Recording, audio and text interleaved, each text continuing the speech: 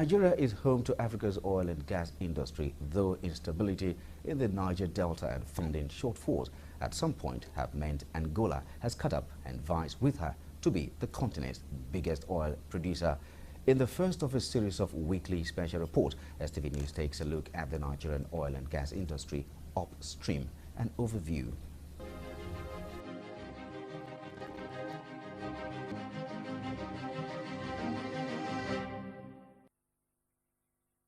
Nigeria's oil was discovered in 1956. For the next 5 decades, oil provided over 90% of foreign exchange earnings and federal revenue. Nigeria also has huge reserves of natural gas yet to be fully exploited. I think the Nigerian oil and gas industry is highly mature today, considering where we are coming from. Because from the discovery of oil in the days of Oloibiri, we started with simple vertical wells, but now we drill multilateral wells. We started from drilling wells on land, we went to shallow waters, we went to swamp, and we are now drilling in deep offshore.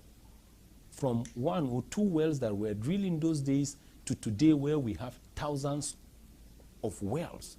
So the Nigerian oil and gas industry has really developed and is a matured industry today. The Nigerian oil and gas industry started with exploration in the Niger Delta area, and then we now came up with the management through Nigeria National Oil Corporation, which later metamorphosed. And it was set up in 1971, later metamorphosed to Nigeria National Petroleum Corporation, NNPC, in 1975. Oil and gas sector, the petroleum sector, is the chief earning income capacity for the country. It accounts for about 95% of our foreign exchange earnings. And then, you see, our position is number 10 in the entire world. Then in Africa, I think we are in number 3 position or so, in Africa as oil producer. So, what is the operational status of the industry in terms of production and reserves upstream?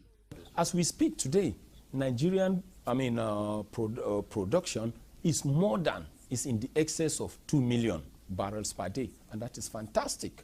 Then when you talk about the reserves generally, Nigeria is endowed with more than 36 billion barrels of proved oil reserves.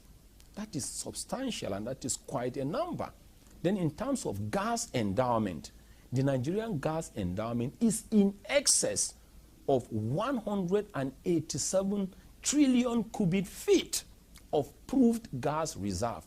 That is fantastic.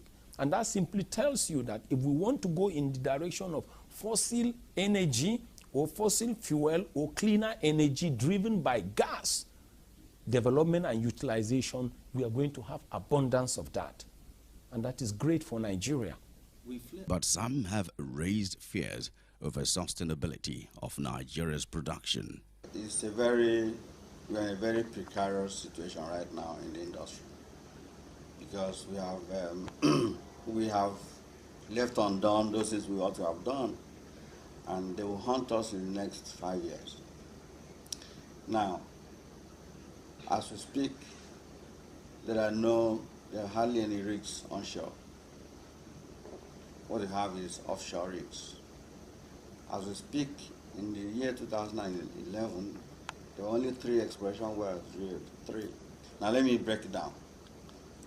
Exploration wells are the wells that you drill that will add to your reserves. Development wells are the ones you drill to increase your output. Okay, you have already found the oil.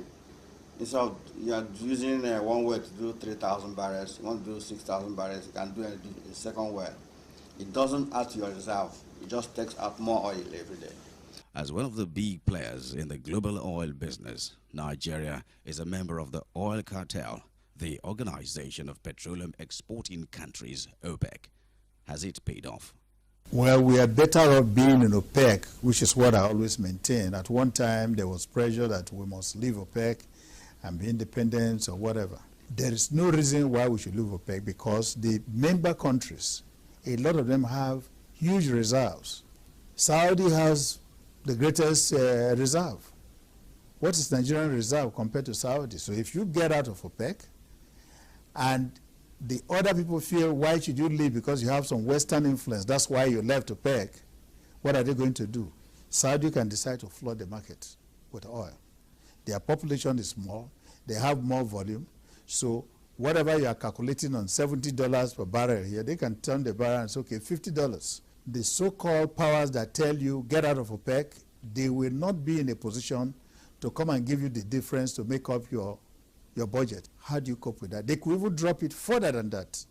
In our next report on the Nigeria oil and gas industry upstream, we will take a look at the stakeholders and the roles they play in realizing the objectives of the oil industry.